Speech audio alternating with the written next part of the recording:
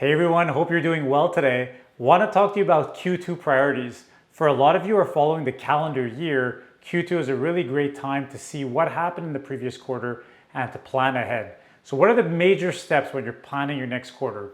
Number one is definitely retrospection. So you want to look at the last 90 days and say to yourself, what are the things we really did well as a business? What were some of the biggest challenges we faced? What are some of the biggest opportunities?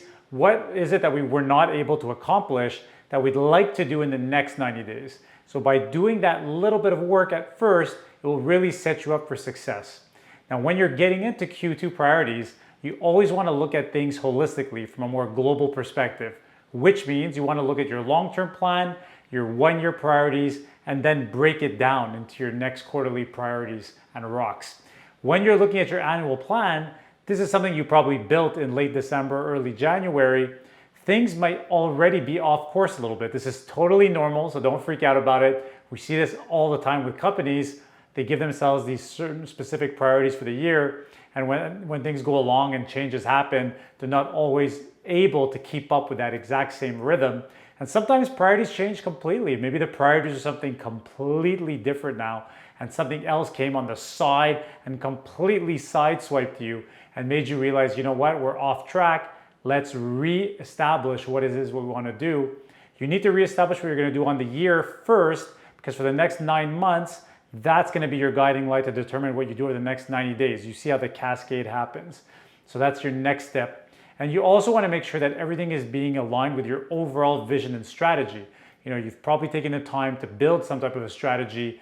Q2 is a great opportunity to make sure that the entire team is still aligned, focused, and that you're communicating with them what your overall goal is and what you're trying to accomplish as an organization. So take the time to really rebuild your priorities. Another key piece of advice going into this exercise, don't take on too much. We see this all the time.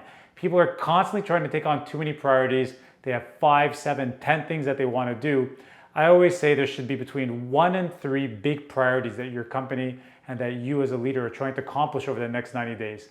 If you have more than 3, likely something is going to be sacrificed. You'll do 1 really well. You'll do 2 and 3 good enough. Priorities 4, 5, maybe 6, 7, they'll be completely ignored and you just won't get to them. Or you'll do all of them in a very mediocre way and not really have, massive success with any one of those priorities. The legendary Vern Harnish from Scaling Up, who's one of my mentors, he always says, make sure that when you're looking at priorities, you really focus on that one big thing that could change your company in a dramatic way, really disrupt your industry and really allow you to have, massive gains. And so you really want to be thinking of 1, maybe 2 things, max 3 to focus on for Q2 and make sure that your plan is realigned, your team is focused and definitely marching to that same drum beat. So I hope this has been helpful. Q2 is a great time with spring coming. I'm sure you're going to have an excellent opportunity to rebuild your priorities and have a very successful second part of your year. Thanks. Have a great day.